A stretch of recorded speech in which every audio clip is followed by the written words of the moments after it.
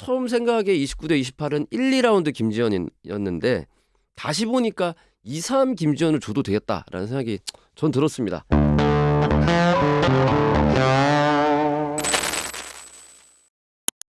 네, 격전할이 되는 가장 빠른 방법 위클리 파이트 클럽입니다. 격투기 전문 기자 스포티비 뉴스에 포기하지 않는 남자 노포 이교덕입니다. 자, 지난주 있었던 UFC 파이트 나이트 202 경기들을 한번 다뤄보겠습니다. 김지현 선수가 출전을 했죠. 프리실라 카초에이라와 경기를 펼쳤습니다. 경기들 어떻게 보셨는지 모르겠지만 일단 저는 끝나고 나서 이건 김지현이 잡았다. 물론 3라운드에 좀 임팩트 있는 팔꿈치를 맞아가지고 그래 3라운드는 줬다 치지만 1, 2라운드 이겼기 때문에 29대 28 아니겠냐라고 생각을 했습니다. 근데 이게 웬걸 결과가 제 생각하고는 반대로 나왔어요. 그러니까 카초에라가 29, 김지현 선수가 28로 판정패했습니다. 판정 논란이 좀 있었어요. 왜냐면은 끝나고 나서 MMADecisions.com이라고 미디어들, 그러니까 현지의 기자들이 채점을 해서 그 데이터를 모아놓은 사이트가 있는데요. 거길 바로 가서 들어가 봤는데 하초이라 승리는 한 명의 기자가 채점을 했고 나머지 전부가 한 10명 넘게는 다 김지현 선수의 승리를 봤더라고요. 그래서 이게 좀 판정 논란이 있겠구나 싶었는데 안 그래도 끝나고 보니까 좀 뜨거웠습니다. 유효타를 한번 살펴볼까요? 저는 이제 경기 끝나고 데이터들 이런 거 지금 말씀드린 MMADecisions.com도 그렇고 UFC 스태츠닷컴이라고 있어요. 여기에는 선수들의 타격 횟수, 성공 횟수, 뭐 테이크다운 횟수, 뭐 넉다운 횟수 뭐 이런 것들이 다 기록으로 나와요. 집계를 해서 그러니까 UFC가 외주를 줘가지고 데이터를 모아놓는 사이트인데 거기 보면요 1라운드에 김지현 선수가 유효타를 31대 18로 이깁니다. 앞섭니다. 2라운드는 54대 32, 3라운드는 85대 52예요. 그러니까 3개 라운드가 다 김지현 선수가 유효타에서는 앞섰어요. 근데 어떻게 이런 채점이 나올 수 있느냐를 놓고 또 다시 한번 봤습니다. 저도. 근데 제가 첫 번째 봤을 때하고 좀 느낌이 달랐던 거는 물론 결과를 그렇게 알고 보니까 그런지 모르겠는데 1라운드가 좀 애매하긴 하더라고요. 누구한테 주더라도 좀 상관없는 그런 라운드였습니다. 김지현 선수가 유효타는 좀 많았지만 임팩트가 강하게 실린 펀치를 확실히 많이 맞췄다. 아니면 카초에라가 많이 맞췄다. 이렇게 보기가 힘들더라고요. 양쪽 다. 그래서 심판의 관점에 따라서는 누구에게도 줘도 되겠구나라고 느낌이 왔습니다. 1라운드를 다시 보니까. 근데 또 거기서 저는 또 조금 인상 깊었던 게 카초에라가 1라운드 종료 10초를 남겨두고 테이크다운을 시도해요. 근데 거기서 테이크다운을 성공을 시킵니다.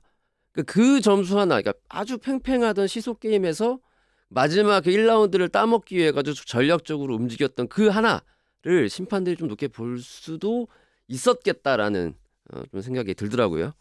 2라운드는 뭐 김지현 선수가 워낙에 잘했습니다. 뭐가 좋았냐면 김지현 선수가 백스텝이나 사이드 스텝을 밟으면서 아웃파이팅을 하는데도 펜스에 기대질 않아요. 한 번도. 그러니까 공간을 굉장히 잘 여유롭게 활용을 합니다. 조금 몰릴 것 같으면 왜 케이지 이렇게 보시면 케이지가 있고 펜스 좀 한 1m 앞에 이 팔각형 모양의 선이 있습니다. 그 안쪽으로 들어가면 바로 펜스가 뒤에 있다라는 걸 파악을 하거든요. 선수들이. 근데 김지현 선수가 그 선을 따라서 돌아요. 왔다 갔다 하면서 그리고 이번 경기 때 김지현 선수가 특히나 좀 잘했던 거는 원래도 그렇지만 움직임이 굉장히 좋습니다. 일단 헤드 무브먼트도 좋았고 발도 계속 움직였고 페이크도 계속 주고 그러니까는 계속 쉬지 않고 약간 스피드가 떨어지는 카초에라를 당황스럽게 공격하지 못하게 잔발이나 잔스텝, 잔펀치 잽 뭐 이런 것들이 옵션을 굉장히 많이 갖고 와서 움직이다 보니까 카초에라가 대응을 못했습니다. 2라운드는 그래서 완벽하게 김지현 선수가 이겼죠. 저는 다시 보니까 오히려 3라운드를 김지현 선수가 더 유리하게 가져간 느낌이었어요. 데미지 있는 유효타도 훨씬 많았고 1라운드에 비해서도 그리고 잽도 잘 들어갔고 카초에라가 계속 움직이는 김지현 선수를 압박이 안 되니까 그리고 잘 보시면 아시겠지만 김지현 선수가 복싱을 오래 해가지고 펀치를 잘 흘립니다.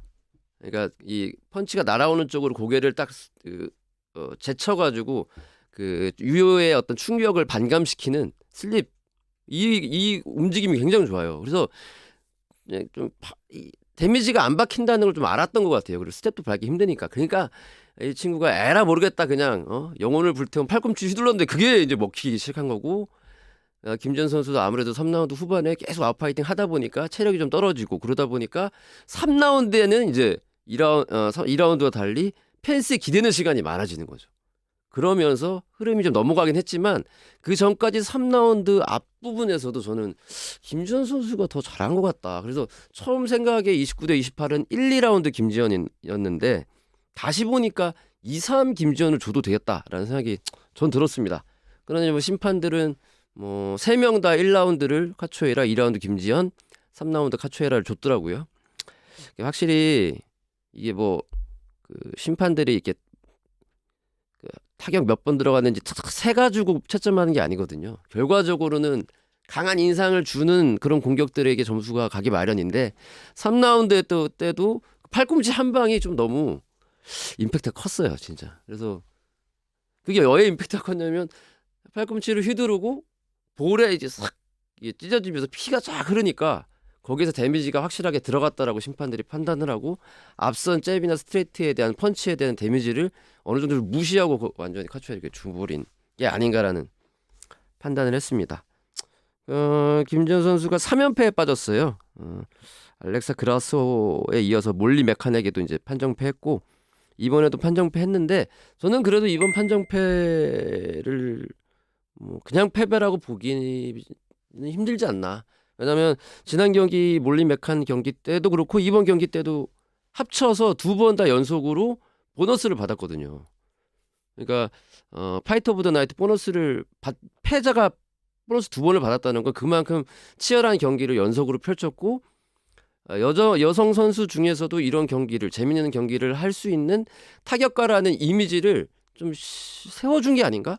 그래서 김지현 선수가 패배는 했습니다만 앞으로 어떤 좀 요긴하게 이 매치메이커들이 쓰지 않을까라는 생각을 했고 그리고 2라운드 때 보여줬던 그런 움직임들 잔발, 뭐 잔스텝, 펀치, 공간 활용 막 이런 걸 봤을 때는 그런 걸 끝까지 3라운드 내내 유지할 수 있는 체력적인 안배 이런 걸 좀 보완이 된다면요, 뭐 충분히 연패를 끊고 다시 치고 올라갈 수 있다라고 믿고 있습니다. 굉장히 수고하셨고 좋은 경기 펼쳤습니다, 김지현 선수.